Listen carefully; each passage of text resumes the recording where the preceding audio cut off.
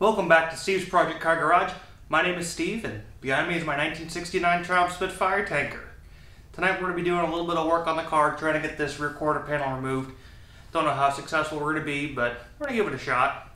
And talk about a couple of other things as far as what we did today.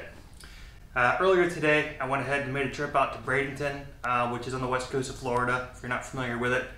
And I met up with a couple of buddies of mine that I met through the Florida Triumph Owners Group on Facebook. Bob, he's the owner of 1972 Triumph Spitfire GT6 combination, so it's like a Spit 6. Hooked me up with these absolutely gorgeous seats. So I want to say a big thank you to Bob for hooking me up with these seats. And I can't appreciate it enough. I really appreciate it. Also had a chance to meet up with Rod. He's got a 1978 Triumph Spitfire. Both are beautiful cars. Both are green actually. And so we had a nice couple of hours to sit down and chat about some Spitfires, and it was a good time. So thank you guys for meeting up, and Bob, again, thank you so much for these seats. So as far as what we're going to do tonight is we got this quarter panel that I'm going to try to go ahead and remove. I don't know how successful I'm going to be on it, to be completely honest. There's a combination of tack welds along the top brace, and there's also a couple of spot welds. So I'm going to try to drill out the spot welds and then grind off the tack welds that are along the top and see if we can get it to come off.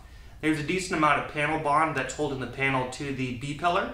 So we're going to see about trying to free that up a little bit and, I don't know, see if we can liberate this panel. So stick around, it's going to be a lot of fun. So all along this rib,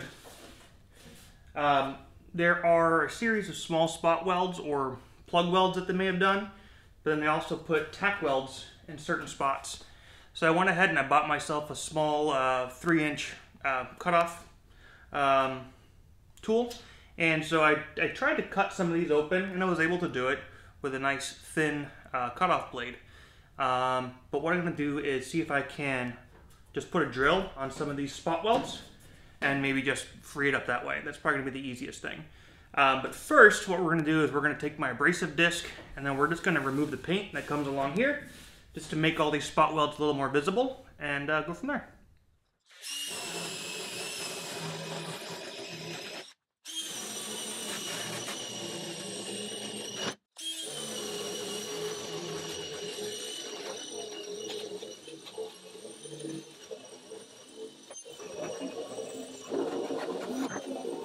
So now if you look closely here, you're going to see where the different spot welds are, or the plug welds.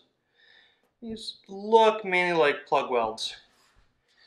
In the factory, these would have been spot welds, but I think these are all just plugs, which is fine. That's what we'll be doing anyways when we put it all back together. So what I'm going to do now is find a good sized drill bit that should work to just drill these out. That way we're not damaging too much of the metal, and fingers crossed, it should all just come apart nice and easy. Let's see.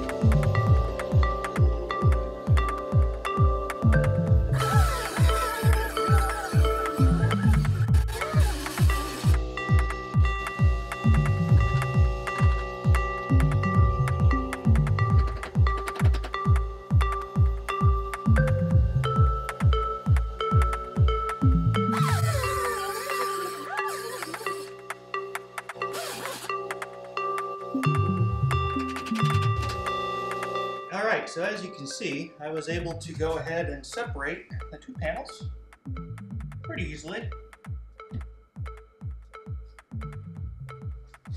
There were a few spots that gave me problems, but now we're on to the back side here. That better focus for you. So here we got a couple of really kind of dirty welds. One here, a little booger weld there, booger weld there, booger weld there. So I'm going to try to drill these out possibly. See if I can remove those in a somewhat clean fashion.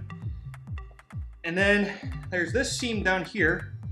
There's a couple little tack welds, but honestly a lot of the butt weld, or a lot of the welds that they had done, the plug welds did not really take. So that might actually be quite easy to remove. So let's see if we can get this part undone.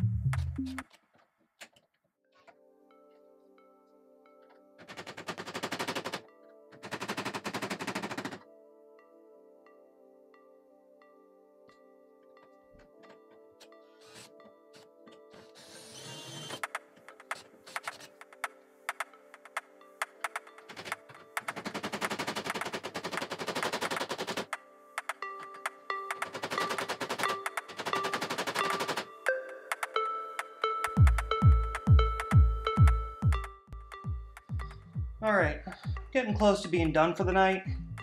I'm running into some issues here. Trying to get these last bit of welds separated. So there's an inner support beam that runs the entire length of this. So you have the outer shell, and then you've got the inner structure, and then you have these outer shells. And I'm able to separate it from this pretty easily, but they got these welded in pretty good to the inner structure. So I'm gonna try a tool out I got from Harbor Freight. It's a spot weld remover, and we'll see how this does.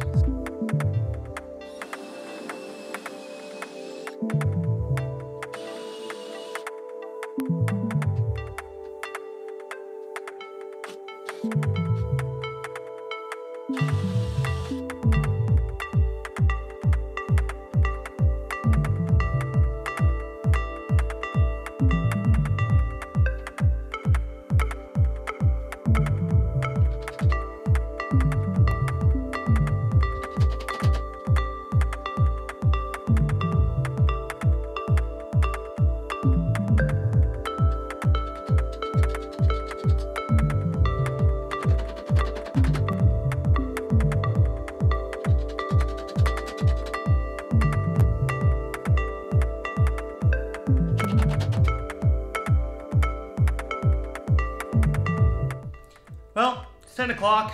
I am beat. I've had a long day today, and unfortunately didn't quite accomplish what I wanted to do, but that's okay. That's the kind of stuff that happens.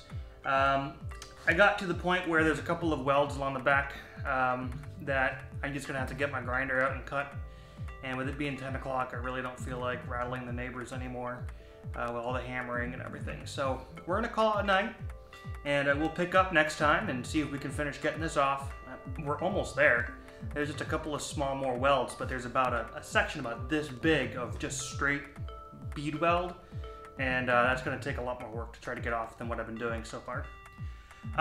So on another note, on Friday, I went ahead and I made a big purchase with Spitfire.